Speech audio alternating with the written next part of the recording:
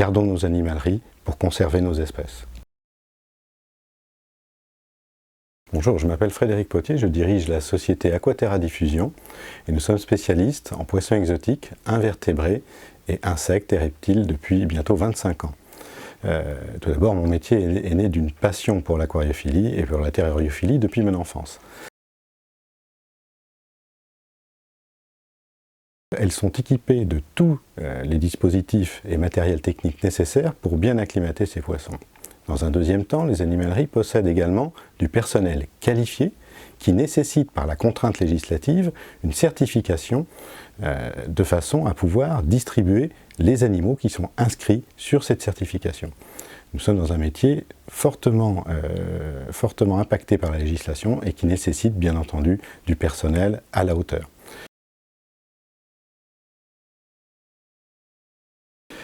Pour être performante, il est dans l'intérêt de ces animaleries qui sont nos clients de distribuer des animaux de bonne qualité, de bien les acclimater, mais également de bien conseiller les clients qui vont vouloir faire l'acquisition d'un animal.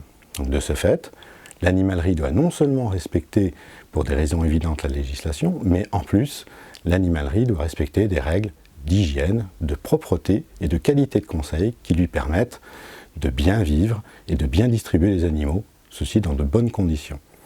Du fait de ces aspects, le marché actuel est devenu très sain, puisque les acteurs qui n'auraient pas réussi ces dernières années à bien implanter une animalerie ont disparu, et aujourd'hui, seuls les meilleurs professionnels sont implantés sur ce marché. Alors ces conséquences, elles sont multiples. Bien entendu, si 60% de nos parts des marchés disparaissent, une petite entreprise comme la nôtre est vouée à disparaître également. Mais au-delà de cette perte égoïste, bien entendu, c'est toute une chaîne d'acteurs qui risquent de disparaître. La première, ce sont les éleveurs à l'étranger, en Asie, et les collecteurs de poissons encore à l'état sauvage en Amérique du Sud, qui vont pâtir de ce problème. Au-delà de notre société, c'est de nombreux acteurs, des centaines de milliers de personnes, qui vont perdre directement et très rapidement leur emploi. 1er janvier 2024 est une date en plus butoir qui ne permet à personne de pouvoir se reconvertir extrêmement facilement.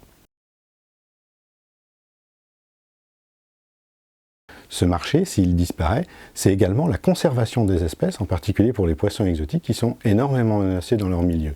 De ce fait, la présence des animaleries amène un marché important qui permet aux éleveurs de tout type d'espèces de pouvoir vivre au quotidien de leurs élevages et aux collecteurs dans la nature, même s'ils ne représentent que 5% des animaux distribués dans nos animaleries, de pouvoir eux aussi, hebdomadairement, régulièrement, vivre de leurs revenus.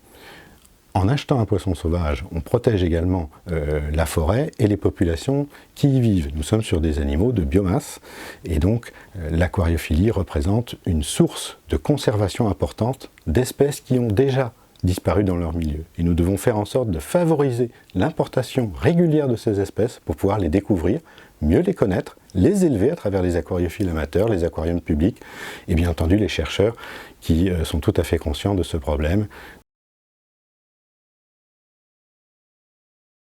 Gardons nos animaleries pour conserver nos espèces.